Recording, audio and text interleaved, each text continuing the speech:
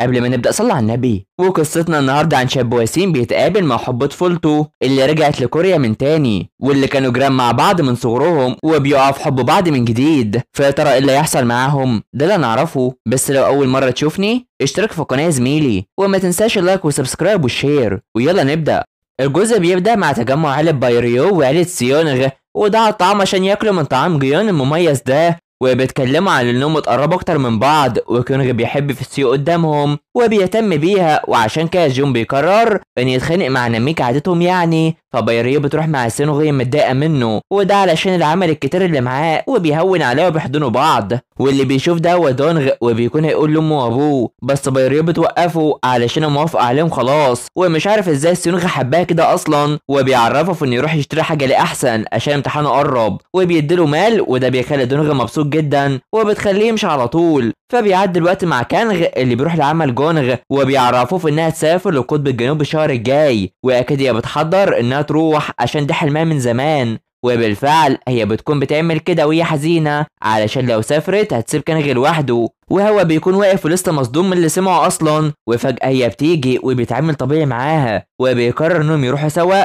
بس بتفضل عايز تخرج معاه في ميعاد سوا بما انهم مع بعض خلاص. وبيروحوا للملاهي بالفعل وناويين يلعبوا اللعبه الصعبه دي، واللي بتكون صعبه عليه، بس بتاخدوا اللعبه تانية، وخايف اللي يحصل له حاجات كتيره او حتى نضارته تطير منه وبتشيلها، وبيعرفها في انه يفضل شايفها حتى لو هي بعيده عنه وبتاثر فيه. ومن هنا اللعبة بتبدأ بالفعل، وبيبسطوا هما الاتنين سوا، وبيكونوا بيمارسوا الألعاب المختلفة وبيفرحوا أكتر. فإنسوك بتشوف إن نامي وسيو هيبقوا نساب خلاص، ومستغربة مش مصدقة إن ده يحصل أصلا. وبيبدأ يتكلموا على حياتهم، وإن سيو عايز إنهم يجهزوا بسرعة، بس نامي عاوزة توفر عليهم، وبيكون لسه بيتخانقوا سوا كعادتهم، وبيسكتوا عشان خاطر يندوه. فبنروح لليل اللي بتوصل لدونغ وهو بيذاكر، وبتكون بتفكر في انها تاخد رخصة مدرب وتشتغل، وبتروح تركز في دونغ، وبتشوف انه وسيم جدا. في المقابل بايريو بتروح تشوف المتجر بتاعهم اللي بيتجدد من تاني، وبتدخل بتفتكر كل حاجة فيه. وفجأة جونغ بترن عليها وبتعرفها في انها اتقابلت في القطب الجنوبي، وبتروح تحتفل معاها، بس هي بتكون نايمة، وبتكون أجلت عنها ده، والحقيقة انها لسه مش عارفة تعرف كونغ باللي حصل ده، علشان مش عارفة تبدأ الكلام منين. وعلشان كده باي بيقترح عليها انها تكلمه من قلبها، وان استناها سنه واحده بس عشان ده حاجه كان نفسها فيها من زمان، ولسه مش عارفه انه يحس ازاي زي ما اكيد سيونغ حس بده. وبتخليها تمشي لما هو يرن عليها، وعاوزين يتقابلوا تاني ويحتفلوا، وبتخليها تمشي، وده عشان تفكر براحتها في انها ازاي تعرف كانغ بده. فبتروح لسيونغ وبتحضنه على طول عشان هم وحشوا بعض بشكل كبير، وبيقرروا يروحوا يمشوا سوا وبيسهروا.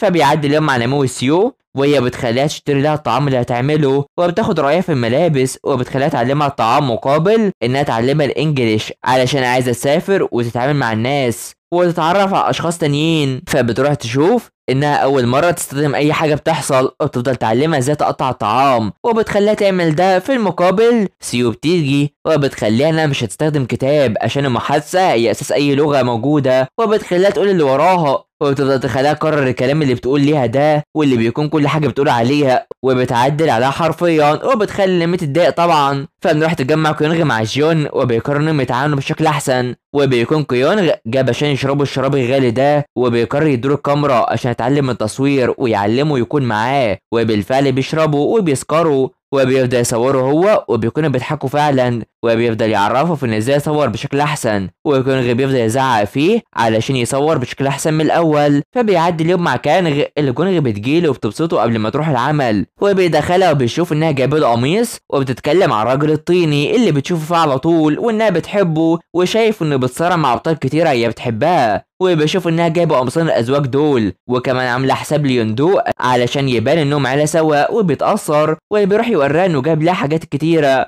واللي بتكون حاجات شتويه، وبتشوف انه عارف انها تسافر وعاوزه تهتم بنفسها، وبيكون تقبل الوضع رغم ان ده يكون صعب عليه، وبتتاسف علشان يخبط عليه، وبيعرفها في انه مش ضعيف ومش اناني، علشان اكيد هيحب ليها انها تعمل اللي تحبه، وده اللي هي بتكون شايفاه، واللي يوندو بتكون سمعت ده، وعايزه تبعت لها صور ابو طارق اللي هناك وتهتم بيها حتى وهي هناك. وبتشجعها في رحلتها دي، وبيحضنوا بعض هما التلاتة وبيتبسطوا كتير. فبنروح لبايريو اللي بتكون بتراسل مع البنت دي اللي بتكتب لها وصفاتها، وبتكون فرحانه انها بتساعدها بالشكل الكبير بتاعها ده اصلا. وبتخلص وبتروح تجري على سيونغ على طول عشان هو خلص عمله ويكونوا مع بعض من دلوقتي. وبيتخيلوا زمان وقت ما كانوا سوا وبيلعبوا في كل حته في الحي ده، وبيفكروا بعضهم باللي كان بيحصل من زمان سواء بالطفوله او حتى وقت ما كانوا رايحين المدرسه. وشايفه فنهم ثنائي سوا على طول. فبيوصلوا لمكان المتجر بتاعهم وبتكون عايزه تعرف يفتحوا ايه، ومن هنا بيدخلهم سوا وبيكون بيستكشف المكان. وشايفه في ان التصميم كويس، وشايفه في ان ده مجال المطاعم الجديده وحابه المطبخ ده، وبيخليها تدخل تبص عليه. ومن الواضح ان سيونغ هو اللي حضر المكان ده، وبيقول ان ده يبقى مطبخها ومطعمها هي، وبيخليها مصدومه. فبيفتكر وقت ما جون جاله وقت ما اشتغل، وبيكون معجب بالمكان والمكتب بتاعه ده، والحقيقه ان جون هو اللي خطط انه يعمل ده بايريو علشانه ما عملش اي حاجه ليها، وقرر يعمل ده ويقدمه لها كهديه. وشايف ان ده يعجب بايريو بشكل كبير، وبيقرر ان ما يعرفش اي حد لغايه ما يخلص. وبالفعل بيروح يخطط ويعمله انه يبقى ازاي، وعشان كده وكان مشغول بشكل كبير الايام اللي فاتت، وكان بيسهر في العمل على امل ان التصميم يعجب بايريو، وان اللي حصل ده تعاون اكتر اتنين بيحبوها على طول، وانها تتمكن من انها تعمل كل الطعام اللي تحبه من دلوقتي. وبتكون شايفاه انه كويس كتير عشان بيصلح كل حاجه في حياتها، وبيحضنوا بعض. فبنروح لدونغ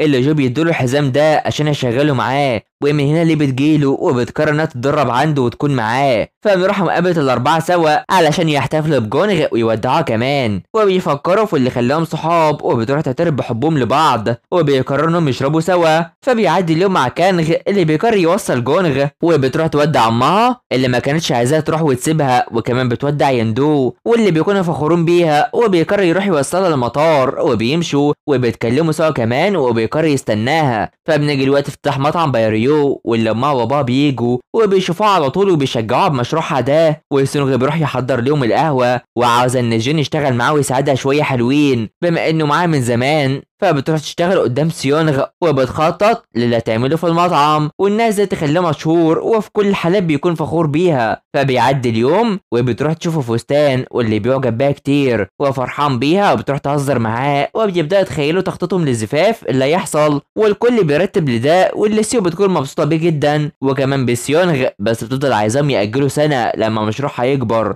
ويجهزوا نفسهم وجونغ ترجع، وكالعادة بيوافق عليها، في حين ان كيونغ وسيو بيروح يحتفلوا بجوازهم وبيتصوروا مع سيونغ وبايريو كمان، والكل بيجي عشان يتصور للزفاف وبيكونوا فرحانين سوا وبيفضلوا مبسوطين كتير، وقرروا يجمعوهم علشان يفرحوا سوا، وبتعرفوا في انه كان اول احلامها من زمان وعاوزين ياخدوا صورة زيهم كده كمان 30 سنة. فبيعدي 10 شهور مع تجمع الاصحاب الاربعة، واللي نامي وسيو بيتخانقوا كالعادة وبيخططوا يعملوا ايه، وبيتباهوا باولادهم، ودو وانسوك بيتخانقوا منهم اصلا. فنروح لدونغ اللي بقى مدرب خاص وبيمرن ليه وبيخليها تتمرن اكتر، في حين ان كيونغ والجون بيلعبوا سوا وبيشوفوا يعملوا ايه في يومهم ده. فبنروح لجونغ وهي في العمل وبتخلص وبتكلم كانغ ويندو وبيكونوا وحشوا بعض كتير، وبيقرر يروح لها الشهر الجاي وبيفرحها. فبايريو بتكون في مطعمها اللي بقى ناجح وبتساعد الاشخاص، في حين ان سيونغ بيكون شغال بشكل كبير وعاوز يتجوز بسرعه بقى، بس هنا العيله بتيجي وسيورا نشر الكتاب ليها، ونامي اللي اتعلمت الانجليش خلاص وبقى كويسين كتير، ولسه بايريو بتشوف التعليقات واللي بيشكروا فيها وبتفرح جدا، وبتروح جري لسيونغ اللي اتاخرت عليه وبيتخانقوا سوا، بس بيخلصوا خناق وبيعملوا باتفاقهم وبيتصالحوا وبيمشوا وبيقولوا اللي عايزين يعملوه سوا،